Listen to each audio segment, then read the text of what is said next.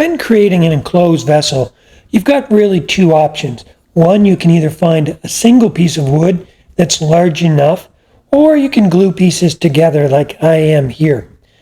A couple advantages to gluing pieces together. Number one, the boards that I have here are dry, which are a bit harder to find on a large piece of wood. Secondly, grain is no longer an issue. I don't have to worry about a pith, the center of a log, for example. Because of the grain orientation, that's already been removed in my case, and gluing them together gives you more stability. You can see here that I've located the center. Then I just take a Forstner bit and drill a little hole. That's going to hold my stem center in place so that even if it tries to move off center, it's being held inside that hole that I've drilled. Now I'm just using my roughing gouge. Notice that there's not a lot of material coming off right now because I'm not round, so I'm only hitting the corners. But watch as I progress. As it gets rounder and rounder, I'll be hitting more wood with each revolution, and notice that the amount of chips coming off will increase significantly as it gets rounder. Now you can see here that there's a lot more chips coming off than there was in the beginning.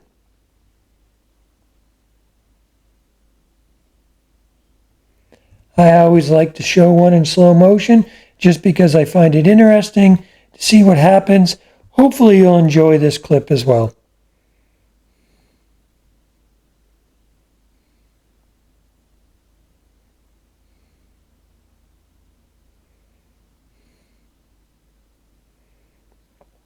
Now that it's round, I'm going to start making some plans as to what the shape is going to look like.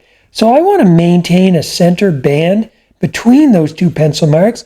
This is where I'll end up doing my engraving, and this is where the urn will be its fattest. A slight taper to the bottom, and then a sharp taper to the top.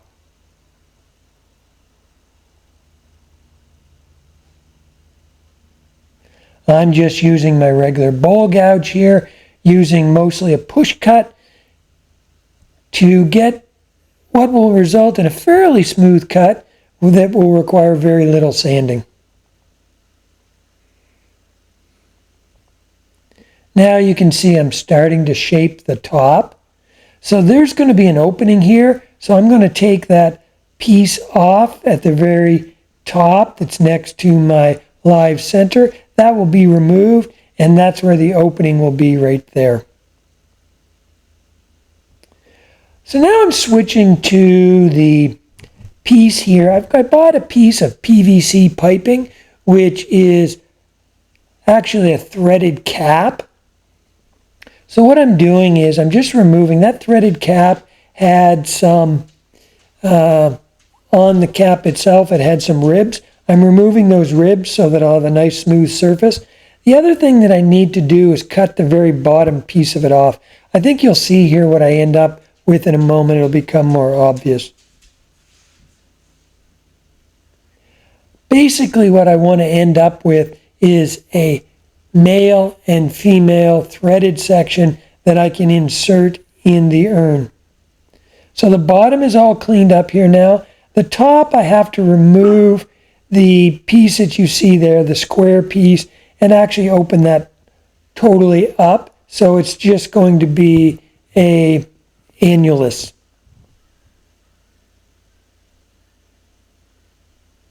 But male threaded annulus.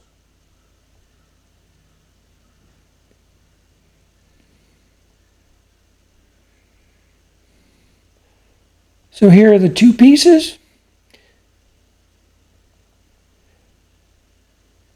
I'll just put it back in the lathe and clean it up a little bit more.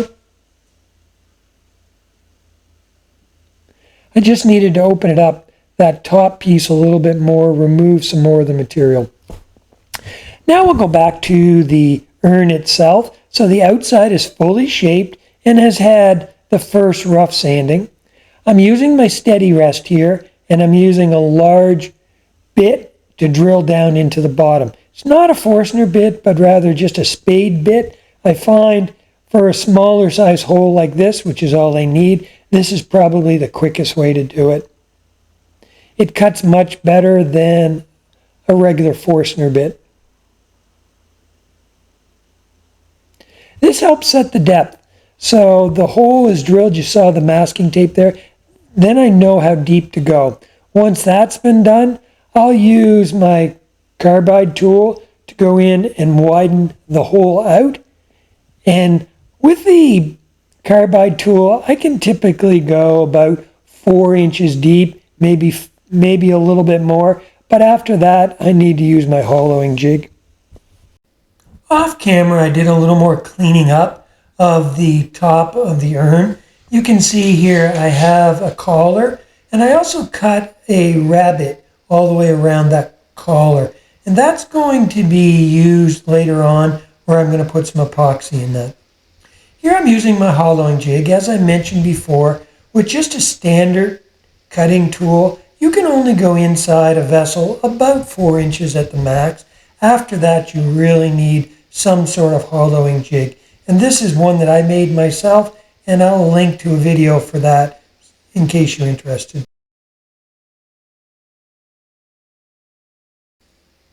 Here I just took my laser engraver, I didn't show that, but I engraved on this urn Oliver and the dates, and I painted the inside of that green.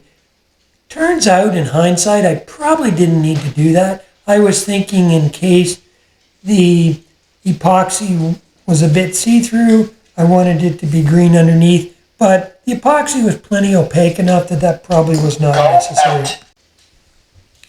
Here I'm working on the top. So this is obviously an urn, so it needs a removable top. So I had this piece of wood left over, the same material that I made the vase itself out of, and I'm just going to start off and get it round, and then we'll cut a rabbet in it to receive that PVC fitting that I showed you earlier.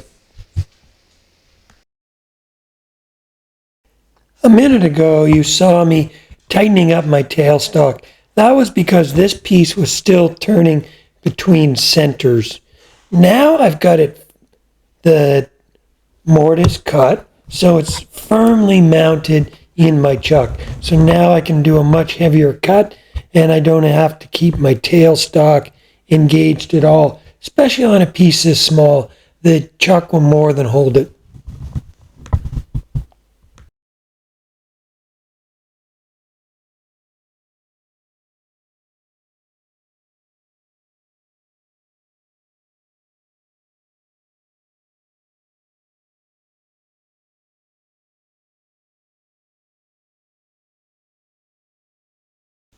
So here the letter for the name and the date are completed. They're filled with epoxy. You may notice the two bands, one on the cover and one on the top of the urn. They still need to be filled with epoxy, and I'll do those next. So here I am. I'm just going to fill those grooves that you saw earlier.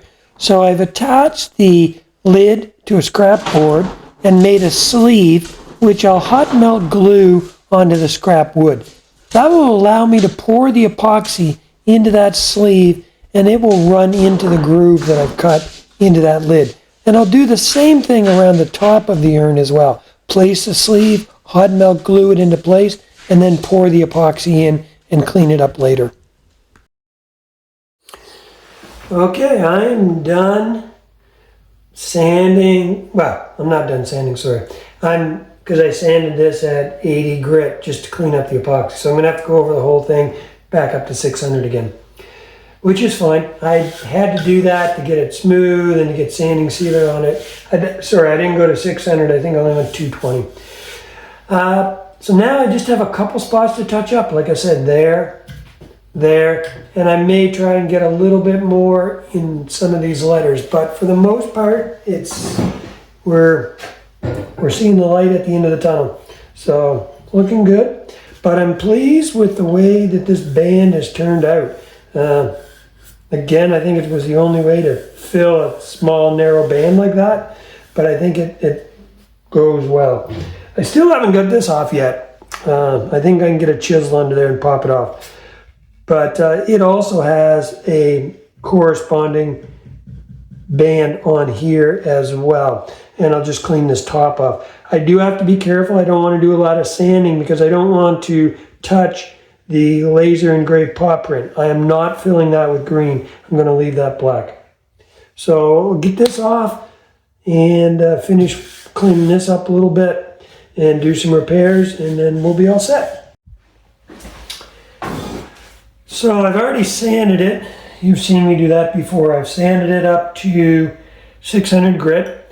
Then I applied my polishing paste, which is good up to 1000. Apply wipe on poly. And I'm going to do that before I apply the wax because I want the wipe on poly to sit down in and absorb into the wood a little bit. So I'll go ahead now and apply the wipe on poly. So I apply the first coat of wipe on poly, and I apply it pretty generously. It will really absorb into the wood, so I give it lots. Make sure that it's soaked, and then I just turn the lathe on and let it run at the lowest speed, and that'll help prevent any runs or drips. And I just wipe it a little bit. I don't want to wipe it off. My brush still has lots on it, so it's not going to wipe it off.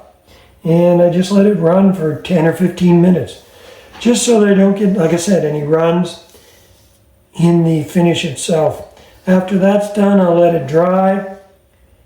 Apply a second coat, fairly heavy again, same principle. And then I'll start sanding 600 grit in between coats. Make sure I wipe it down with denatured alcohol afterwards, get rid of any dust. And I'll do that 5 or 6 more times until it develops the nice sheen that I'm looking for. But even that, I can tell that that's got a nice shine to it. Subsequent coats will just get shinier and more even, but that's already looking pretty good. So we'll just let this go for a while, and then we'll come back. So now I'm going to go ahead and glue those 2 rings in that we saw earlier. I'm actually using 5-minute epoxy. So I just put it here and mix it up, and then put that both in the top of the urn itself for the female portion of the fitting, and then the male epoxy into the lid. So there, the female's going in. I just make sure that I clean up anything that's squeezed out onto the top of the urn. Make sure that's clean. Make sure I don't have any in my threads.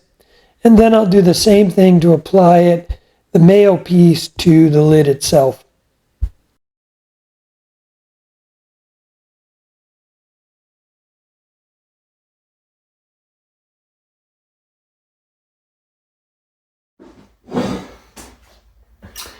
So now I've got the top on, I can apply a coat of wipe on poly to the whole thing. I had been putting some on this top anyways, but it's better to do it where it's on the lathe, it's spinning, I can get to the whole thing. So all I'm going to do is lightly sand it. I have 1000 grit here. I'm just going to lightly sand it and wipe that down, and then put probably 2 more coats of wipe on poly.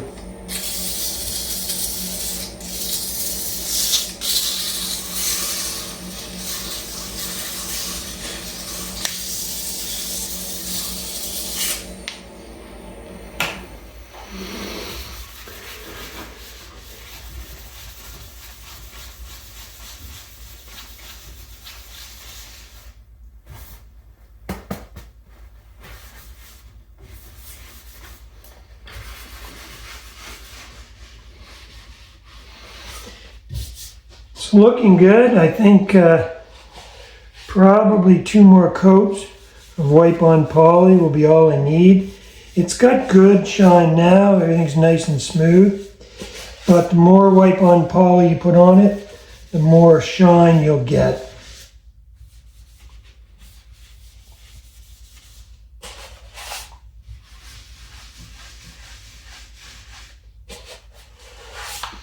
And it's funny, wipe on poly generally will look a little dull with every coat, and then you finally put on that last coat and it just pops.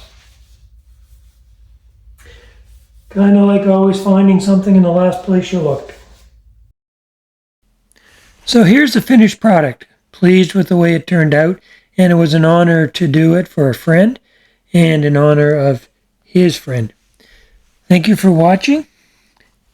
If you haven't already, please subscribe so you don't miss any future content. Thanks again.